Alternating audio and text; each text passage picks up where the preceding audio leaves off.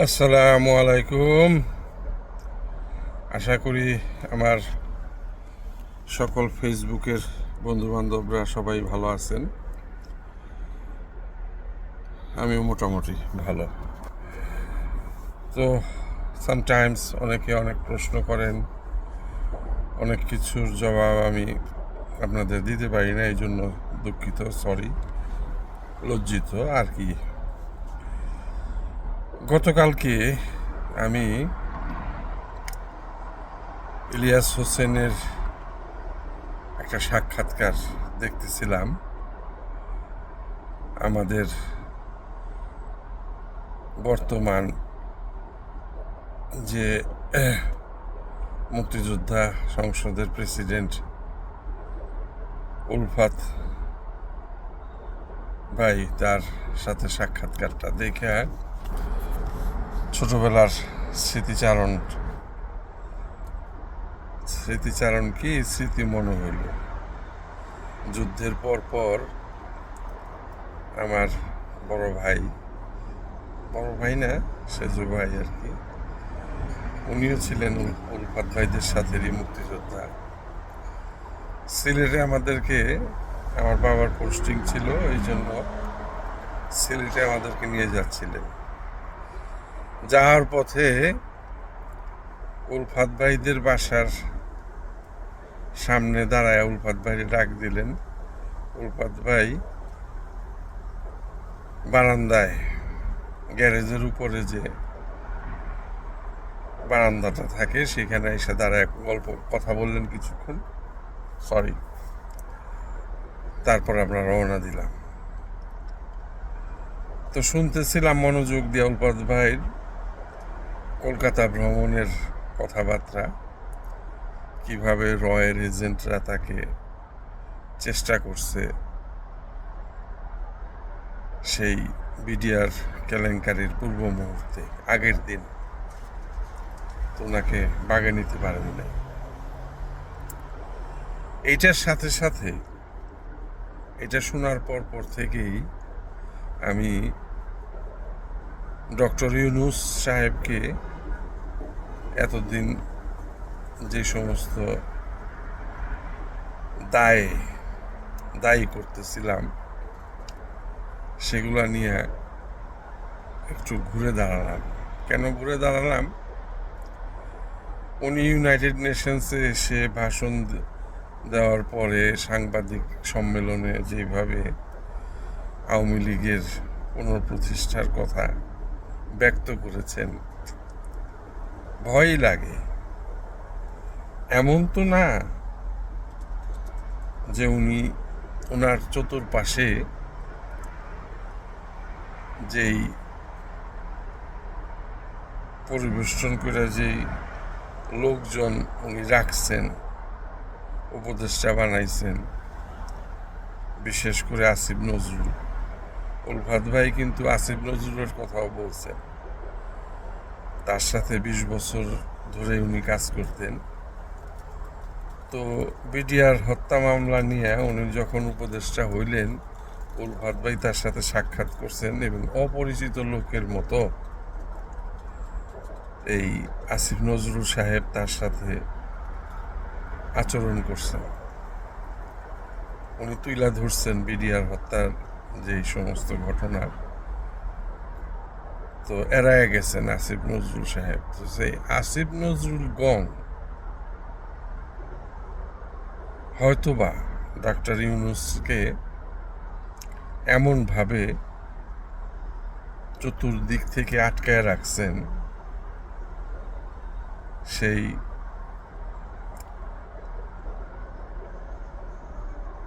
বৃদ্ধ নানি, দাদি বা মাকে আমরা যখন কেয়ারটেকারের কাছে রাইখা বাসার বাইরে যেতাম, তখন ওই কেয়ারটেকার ওই মাকে, বৃদ্ধ মহিলাকে মারতেন, ভয় দেখাতেন, এবং এমনভাবে ভয় দেখাতেন যে তুই যদি এটা তোর কারো কাছে প্রকাশ করস, তোর নাতিন রে স্কুলে না যাওয়ার সময় মাইরা ফেলাম। এটা বাস্তব আমার দেখা, আমার পরিচিত সার্কেলে এই ধরনের ঘটনা ঘটছে।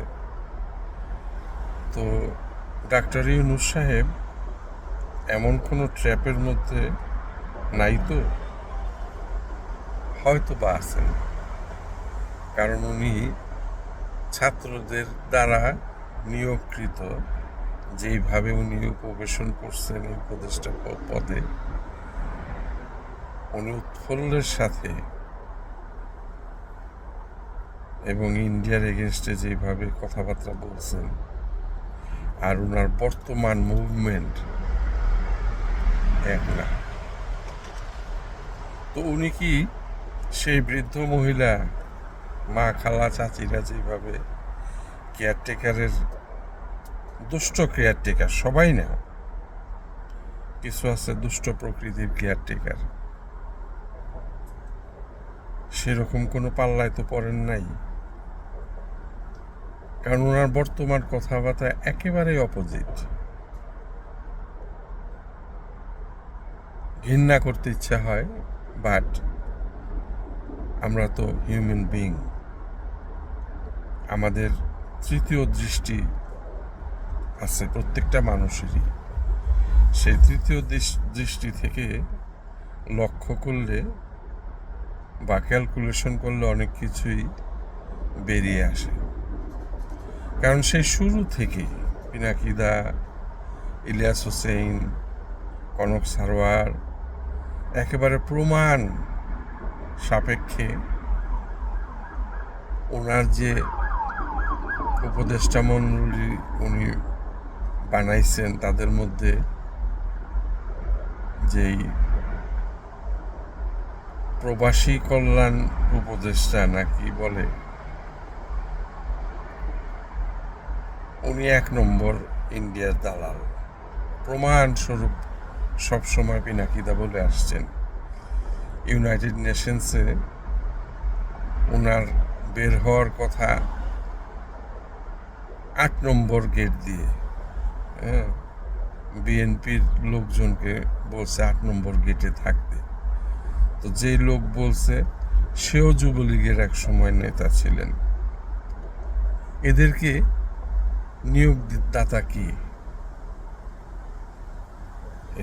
নিয়োগদাতা কি? ডক্টর ইউনূসের মুখ খোলার উপায় নেই। এবং উনি আওয়ামী লীগকে নিষিদ্ধের কথা বলেন নাই, উনি বলছেন ওনাদের কার্যক্রম নিষিদ্ধ, যে কোনো সময় আবার চালু হইতে পারে। What does that mean? তো এইটা অনেক কিছুই ভাবায় তোলে। লেন্দুবদুরজি আমাদেরকে পাকিস্তানের জিঞ্জির থেকে মুক্ত করে এনে ইন্ডিয়ার খাঁচায় যেভাবে ঢুকাইছেন বাকশালের মাধ্যমে, এবং ওনার মেয়ে অলমোস্ট পুরাটাই কার্যকরী হয়ে গেছিলেন। তো আমাদের জেনজি জেনারেশন মুক্ত করেছেন 24শে জুলাইয়ের যে অভ্যুত্থান, সে অভ্যুত্থানের মাধ্যমে। বাট ফাইনালি আমরা ইন্ডিয়ার জিঞ্জিরের ভিতরেই রয়ে গেলাম। এখন ভবিষ্যৎ বলে দিবে আমরা আমাদের এই জেনজির রক্ত যে বৃথা গেল, আর কত রক্ত দিতে হবে, আর কত মায়ের বুক খালি হবে, আর কবে আমরা ইন্ডিয়ার হাত থেকে মুক্তি পাব? হয়তোবা না, বিকজ আমাদের চতুর্দিকেই আসিফ নজরুল গং বেষ্টন করে আছে, আমরা বের হতে পারবো না। যাই হোক, তো উলফাত ভাইকে দেখে খুব ভালো লাগলো, কিন্তু সাথে সাথে একটু খারাপও লাগলো।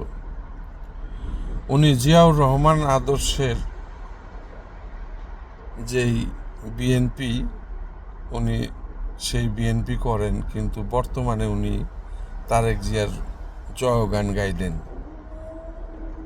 কিন্তু উনি এত কিছু, এত ব্রেইনি লোক, উনি এইটা খেয়াল করেন নাই তারেক জিয়া কিভাবে বাংলাদেশ থেকে লন্ডনে আসলো, বা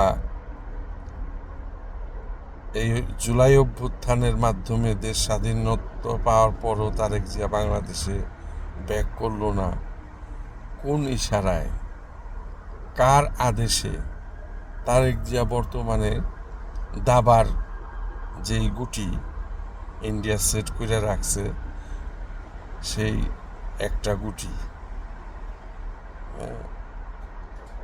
তো সেই জিনিসটা আমার মতন একজন সাধারণ মানুষ যদি বুঝতে পারে, উলফাত ভাই কি বুঝতে পারেন না? উলফাত ভাই আমার সাথে ফেসবুকে নাই, কিন্তু আমি চেষ্টা করব ওনার নাম্বারটা কালেক্ট করে আলাপ করার জন্য। উনি হয়তো অবাক হয়ে যাবেন, যাকে ন্যাংটু দেখলাম সে আজকে আমাকে বুদ্ধি দিতে আসলো।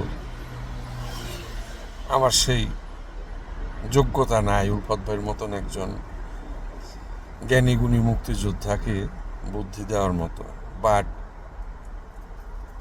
যেইভাবে মনে করেন বড় বড় শিক্ষিত লোকজন আওয়ামী লীগের হয়ে কাজ করেন, বিএনপির ভিতরের লোকজন, তো উলফাত ভাই আমি যতটুকু জানি ওনার টু ফেস না। ডক্টর কলিমুল্লাহ আরেকজন আছেন কানাডায়, নতুন গজাইছেন, হ্যাঁ, তো এই ধরনের শিক্ষিত লোকজনের টু ফেস লোকজনের মাঝখানে উলফাত ভাইকে আমি নিয়ে দাঁড় করাইতে চাই না।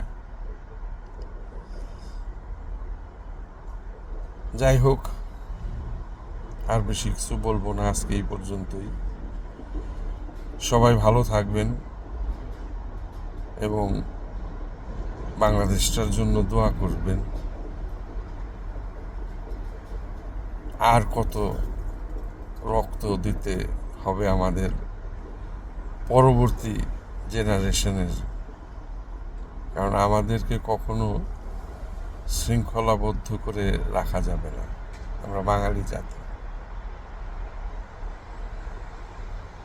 তো সেই শুভোদয় উদয় হোক আমাদের ডাক্তার ইউনূস সাহেবের মাঝে, এবং উনি যদি সামাজিক চাপে বা ওনার চতুর্দিকে যেই বেষ্টনী আছে, আইন উপদেষ্টা আসিফ নজরুল সাহেবের মতো লোকজন, তাদের হাত থেকে উনি কিভাবে উদ্ধার পাবেন জানি না। দোয়া করি উনি যেন উদ্ধার পায়, কারণ আমি তো ব্যক্ত করলাম সব কিছু। ওনার প্রতি আর আমার রাগ নাই, ওনার প্রতি এখন আমার মায়া, ভয়, দুইটা জিনিসই কাজ করতেছে। তো বারবার একই কথা আবার বলতে চাই না, তো কেন সেটা তো ব্যক্ত করলাম পেছন দিকে। তো সবাইকে ধন্যবাদ আমার এই ক্ষুদ্র জ্ঞানের ভেতর থেকে যতটুকু বলেছি আপনারা ধৈর্য ধরে শুনছেন। Thank you. আসসালামু আলাইকুম। সবাই ভালো থাকবেন।